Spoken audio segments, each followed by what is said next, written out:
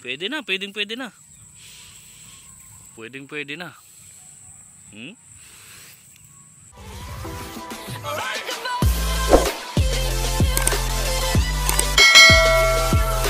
What's up guys? Magandang araw. So update tayo sa solar natin. So bagong lahat, thank you sa mga nag-subscribe. At kahit pa paano umuusad tayo kahit mabagal lang, no? So wow, ang ganda na ng palay, oh. Malapit ng anihin. So ano na lang to?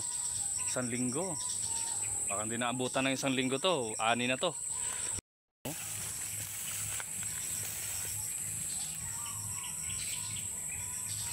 Malapit na. Tingnan natin sa kabila.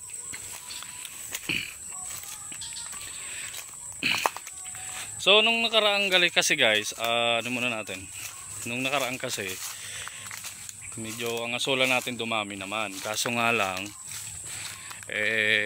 yun, mukhang tinamaan ng kamalasan yung asola natin.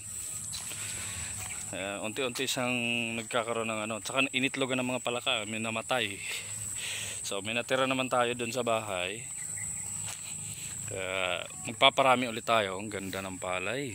Oy, pwede na nga ito anihin eh. Hinog na, oh. Pwede na. Pwede na.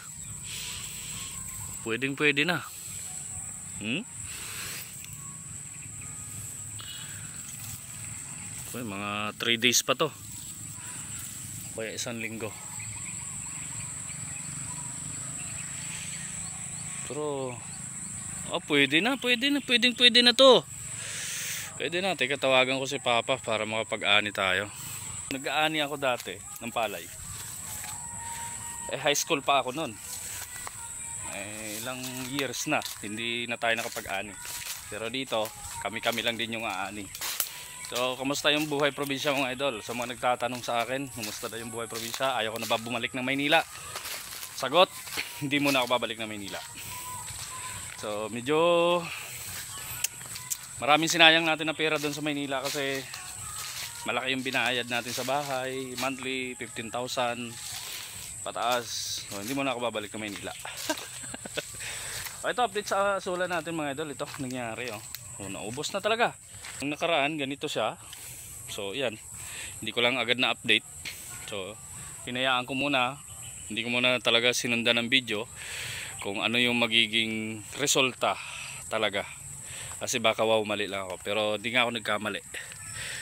So ito na yung resulta nya, oh. As in wala nang natira. So as in wala nang natira. Kahit doon sa kabila wala na talagang natira sa asola natin. So merong bumisita sa akin dito para tignan daw yung asola.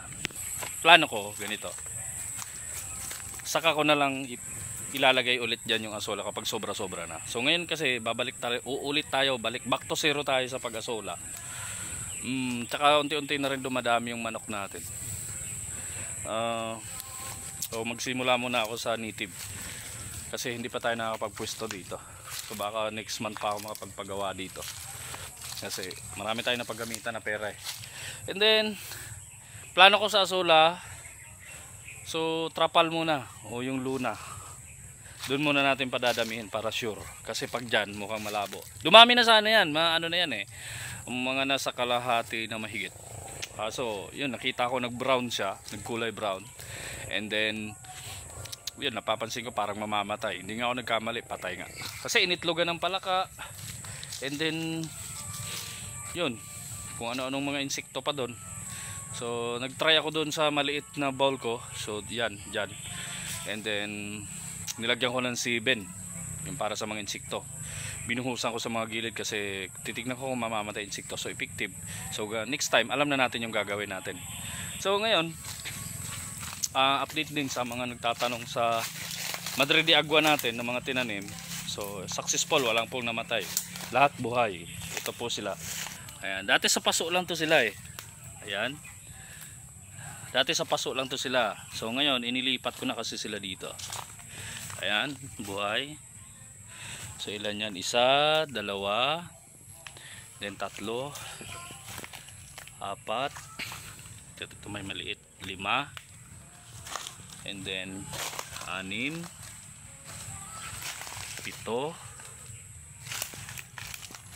9, and then 10 o 11, and then 12, ang laki oh.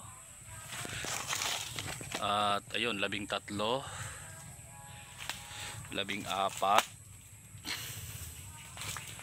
and then 15. Yan. So dito ko sila tinanim kasi ito yung magiging area ng magnukan eh. So tamang-tama kapag nalipat tayo dito, mataas na to, hindi na kayang abutin ng manok. Dito sa Madre de Agua is good. Sa Asola medyo hindi tayo sinuwerte. So mayroon pang ibang paraan. At sa mga nagtatanong doon, may nagtanong din kung anong update doon sa Black Australorp ko. Namatay po sila. So napansin ko din, isa sa dahilan kung bakit namatay sila, dahil walang bakod doon sa mismong bahay namin doon. Kila Papa, sa bahay ni Papa. Walang bakod. So masilan pala siya sa mga may ibang manok. Yung hindi sayo. Ibang manok na pumapasok, labas-pasok, labas-pasok. So hindi siya pwede, kailangan kung sino yung kumbaga malayo sila dapat sa iba't ibang manok. And then kung sino lang dapat yung pumapasok doon, halimbawa ikaw lang talaga dapat ang pwede pumasok doon, walang iba. So yun, masailan siya, kahit anong gamot ko talagang hindi kinaya, patay talaga sila. Okay lang, pag nalipat tayo dito tayo magsisimula ng Black Australorp at saka Rhode Island Red. Susubukan ko pa rin, hindi ako susuko dyan kahit medyo nalugi tayo. Sa Asola, hindi tayo nalugi. Kumbaga, napadami naman natin. Kaso nga lang, inilipat natin dito sa fish pond. Dumami naman. Kaso nga lang, yun. Hindi tumuloy.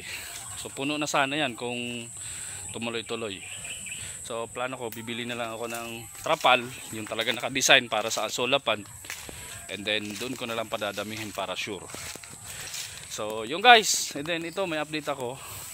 Ganda mo na to. Hindi ko gagapasin yan.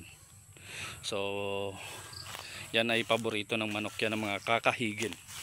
So yan kasi kung babakuran ko yan hanggang dito. So next month yung bahay dyan, yung magiging bahay natin dyan, magiging base natin ay next month siguro pag sahod ko. Okay, pag sahod ko next month, this October or mga first week ng November siguro papagawa na tayo dito. So hinihintay ko na lang natin yung sahod natin mga idol kay YouTube. At syempre sa mga company sponsors natin, sa mga promotion natin. So hinihintay na lang natin yung mga sahod natin. So thank you very much sa mga sumusuporta sa ating YouTube channel at saka sa Facebook. Sa Facebook mabagal tayo. So 63,000 lang na tayo last week, umabot na tayo ng 64,000. And then ngayon sa YouTube natin umabot na tayo ng mahigit 2,000 mahigit na subscribers. So 2.45 yata. Okay, thank you very much guys. Maraming salamat doon sa mga sumuporta. Magandang hapon sa inyo. Bye bye.